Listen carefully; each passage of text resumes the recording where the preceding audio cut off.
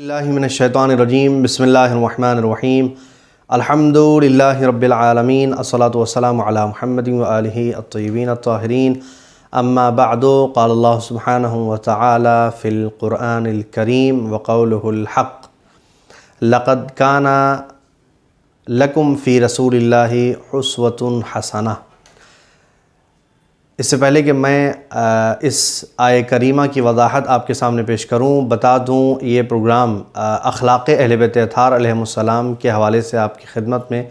مسلسل انشاءاللہ پیش کیا جائے گا 15 دن تک، اور ہماری کوشش اور ہمارا ارادہ یہ ہے کہ اگر پروردگار عالم کی توفیق شامل حال رہی تو انشاءاللہ ہم کوشش کریں گے کہ اس پروگرام میں اہل بیت اطہار علیہ السلام کی احادیث کی روشنی میں اسلام نے جو نصیحتیں ہمیں سکھائی ہیں، جو اخلاق ہمیں سکھایا، جینے کے آداب جو ہمیں بتائے، وہ آپ کی خدمت میں پیش کر سکیں۔ اس امید کی خاطر کہ پروردگار اپنی بارگاہ میں انشاءاللہ قبول کرنے والا ہے، اور ہم نے اس 15 نومبر سے اسٹارٹ ہونے والے سلسلے کو 15 دن تک جو ویڈیو کی شکل میں آپ تک پہنچانے کا ارادہ کیا ہے۔ اس کے بعد ہم انشاءاللہ 1 دسمبر کو ایک مختصر امتحان لیں گے، جس میں فرسٹ پرائز واشنگ مشین کی صورت میں تشویقی طور پر دیا جائے گا، تاکہ ہمارے نوجوان بچے اور بچیوں کو علوم آل محمد سیکھنے، حاصل کرنے اور ان باتوں کو سننے اور ذہن نشین کرنے کی توفیق حاصل ہو، اور شوق پیدا ہو کہ بھئی ایک جائزہ مل رہا ہے، ایک انعام مل رہا ہے، جس شوق کی خاطر ہم سب محنت کریں انشاءاللہ۔ امام معصوم کا فرمان ہے، آپ فرماتے ہیں کہ رحم کرے، دعا ہے رحم کر پروردگار ان بندوں پر جو ہمارے امور کو احیا کرتے ہیں، زندہ کرتے ہیں۔ آپ نے فرمایا رحم اللہ عبدن احیا امرنا، پروردگار اس بندے پر رحم فرما جو ہمارے امور کو زندہ کرتا ہے۔ کہ راوی نے سوال کیا فقلت لہو، کہتے ہیں کہ پس میں نے امام سے پوچھا، میں نے کہا کیف یحیی امرکم، آپ کے امر کو زندہ کیسے کیا جائے؟ قال، امام نے فرمایا یتعلم علومنا، ہمارے امور کو زندہ کرنا یہ ہے کہ ہمارے سکھائے ہوئے علوم کو پہلے وہ سیکھے، وَيُعَلِّمُهَا النَّاسَ، پھر انہی علوم کو یعنی علوم آل محمد کو جو ہم نے آل محمد سے سیکھا لوگوں تک پہنچایا جائے اور لوگوں کو سکھایا جائے۔ فَإِنَّ النَّاسَ لَوْ عَلِمُوا مَحَاسِنَ كَلَامِنَا لَاتَّبَعُونَا، اس کے بعد آپ نے فرمایا کہ بے شک اگر لوگ ہمارے بہترین انداز کی گفتگو کو اگر سن لیں، جان لیں اور انہیں پتہ چل جائے تو یقیناً وہ ہماری اطاعت کریں گے، ہماری اتباع کریں گے۔ یعنی اس کا مطلب یہ ہے کہ اہل بیت اطہار علیہ السلام کے جو فرامین ہیں، جو پیغامات ہیں، جو ارشادات ہیں، جو اخلاق ہمیں ہمارے اہل بیت نے بتایا، وہ اگر ہم واقعی اپنے اندر اپنانے کی کوشش کریں یا اگر اسے پہنچانے کی کوشش کریں، دوسروں تک پہنچائیں کہ بھئی امام نے یہ فرمایا، تو اسے پروردگار عالم پسند کرتا ہے، رسول پسند کرتے ہیں،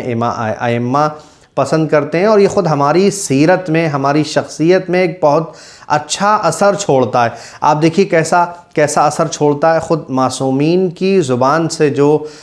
فرامین ارشاد ہوئے ہیں، جو اقوال ہم تک پہنچے ہیں، وہ یہ کہ اخلاق ہمارے لہجے کو نرم کرتا ہے، اخلاق ہماری گفتگو کو سافٹ بناتا ہے، اخلاق ہمارے کلام کو، ہماری گفتگو کو، ہماری بات چیت کو خوبصورت بناتا ہے۔ لوگ ہم سے بات کرنا پسند کرتے ہیں، لوگ ہمارے پاس بیٹھنا پسند کرتے ہیں اگر ہم بہترین انداز سے، نرم لہجے سے،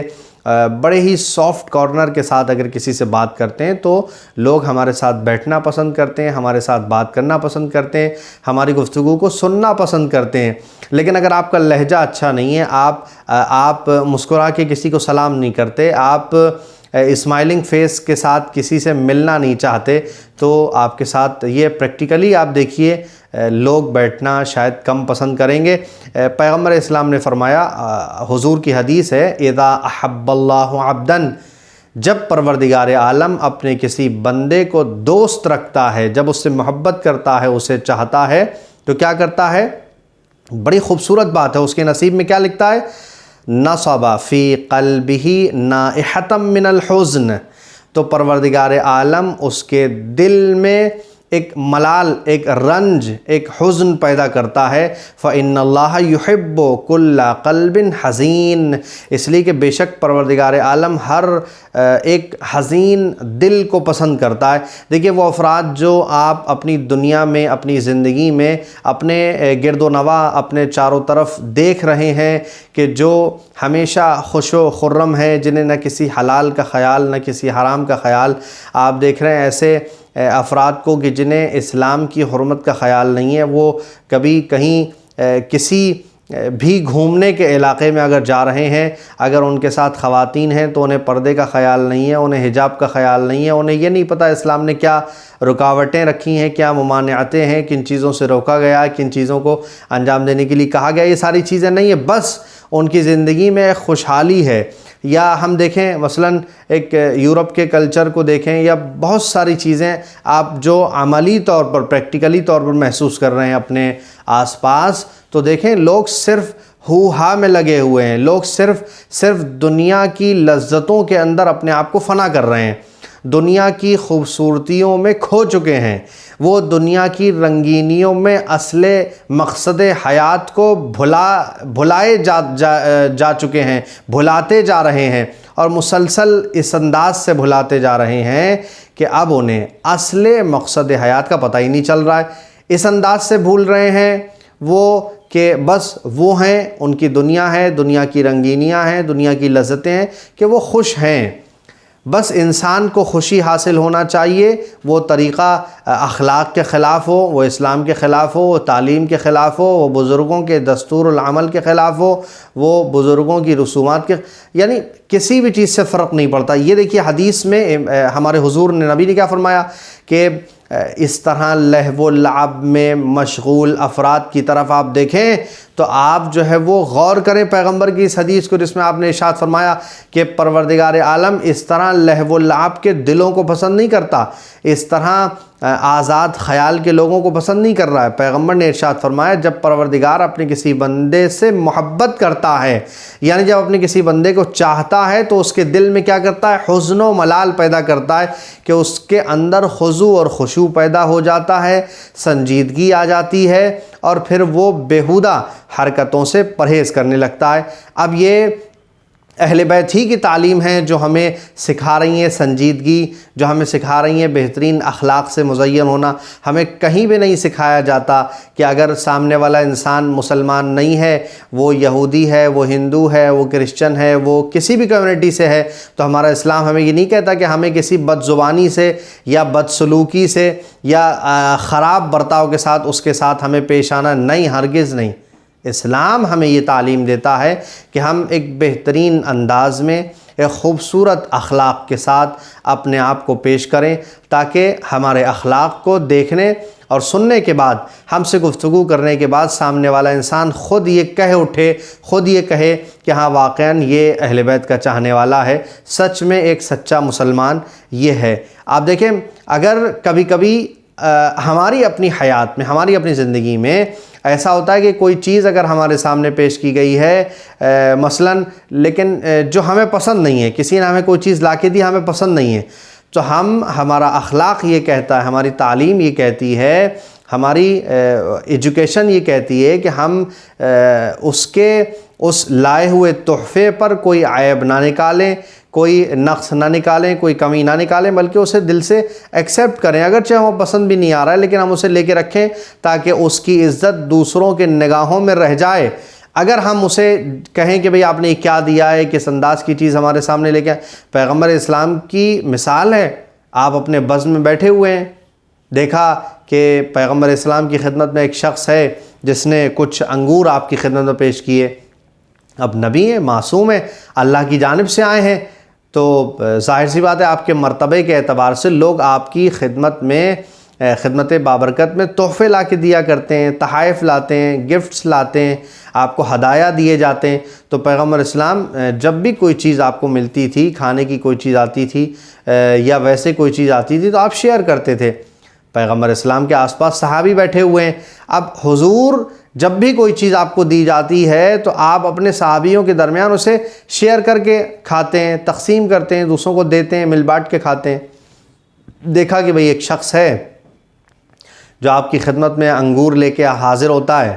آپ نے دیکھا کہ وہ ایک نارمل انسان جو اعرابی ہے، مزدور قسم کا انسان ہے، بڑی خوشی سے نبی کی بارگاہ میں انگور لے کر آیا ہے۔ پیغمبر اسلام اس کی طرف دیکھتے ہیں اور دیکھنے کے بعد مسکرا کے کہتے ہیں کہ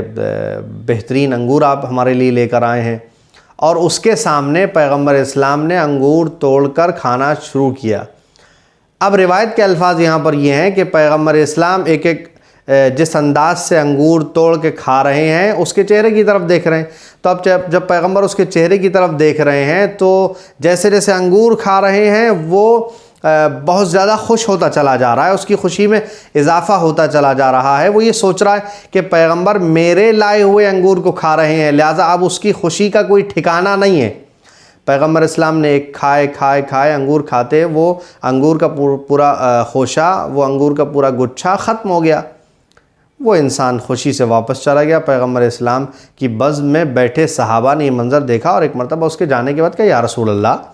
ہم نے تو کبھی نہیں دیکھا کہ آپ نے کوئی چیز اس طرح اکیلے کھائی ہو۔ آپ جو ہے وہ انگور کھا رہے تھے، وہ انسان خوش ہو رہا تھا، لیکن آپ نے ہمیں انگور دیے ہی نہیں۔ اب دیکھیے سننے کی بات، نتیجہ یہاں پر ہے، سننے کی بات یہ ہے کہ پیغمبر اسلام نے وہ انگور جب تناول فرمائے، جب انگور آپ نے کھائے تو وہ انگور بہت کھٹے تھے۔ اب پیغمبر اسلام نے جواب دیا صحابی کو، اپنے اصحاب کے مجمع کے درمیان بیٹھے ہوئے ہیں، تو آپ نے جواب دیا، آپ نے ارشاد فرمایا کہ دیکھیے انگور میں جب کھا رہا تھا تو وہ انگور لانے والا انسان بڑا خوش تھا، اور میں جیسے جیسے انگور کھا رہا تھا میں دیکھ رہا تھا کہ اس کی خوشی میں اضافہ ہوتا چلا جا رہا ہے۔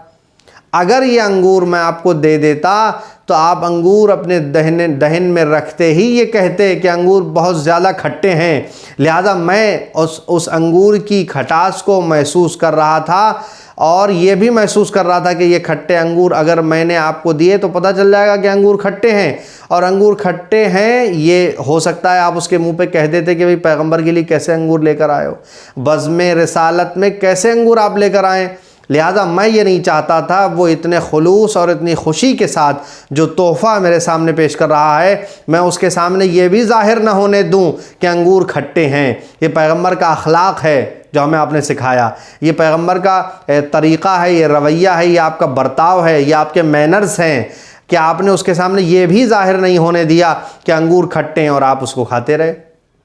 یہاں تک کہ آپ نے سارے انگور ختم کر دیے۔ جب انگور ختم ہوئے وہ چلا گیا۔ پیغمبر اسلام کے اصحاب کے سامنے یہی سبب آپ نے بیان فرمایا کہ میں نے انگور آپ کو اسی لیے نہیں دیے کہ میں دے دیتا تو آپ کو پتہ چلتا کھٹے ہیں، لہٰذا آپ اس کے سامنے کہہ دیتے، اس لیے میں نے سوچا میں خود ہی کھا لوں تاکہ اس آنے والے انسان کو اس بات کا اندازہ نہ ہو کہ میرے لائے ہوئے انگور کھٹے ہیں۔ یہ ایک طریقہ ہے،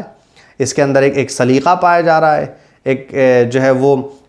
فن ہے کہ اگر آپ کو کسی نے کوئی چیز دی ہے تو آپ اس کی تعریف کریں اور اس کی اس خوشی اور اس کے اس خلوص کا بھرم نہ توڑیں، اسے رکھیں کہ بھئی وہ آپ کے لیے کوئی چیز لے کر آیا ہے، آپ کے لیے اس نے کوئی کوشش کی ہے، تو بجائے اس کے شکریہ ادا کرنے کے آپ اس میں اگر نقص نکالیں گے تو اس کا دل ٹوٹ جائے گا۔ اور کسی کے دل کی حرمت،